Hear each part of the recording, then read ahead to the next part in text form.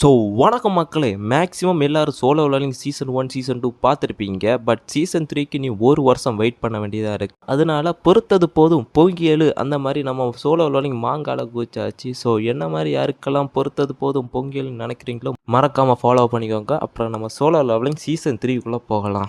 லாஸ்ட்டாக அனிமேல எதில் முடிச்சிருப்பாங்கன்னா, நம்ம ஹீரோ வந்து ஒரு பீராங் கேட்டுக்குள்ளே என்ட்ராயிருப்பான். பட் அது ரெட் கேட்டாக சேஞ்ச் ஆகிருக்கும். ஸோ நம்ம அதுலேருந்தே நம்ம தொடருவோம். நம்ம ஹீரோ உள்ளே வந்துட்டு அம்மாட்ட வீட்டுக்கு லேட்டாக வரும்னு சொல்ல மறந்துட்டு அப்படி சொல்லிட்டு சும்மா முன்னேறி போயிட்டே இருப்பான்.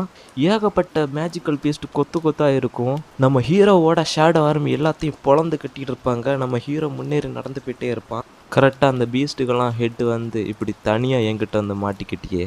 நம்ம ஹீரோ சொல்லுவான், மாட்டினது நானா நீயான்னு இப்போ கொஞ்ச நேரத்தில் செஞ்சிடும்.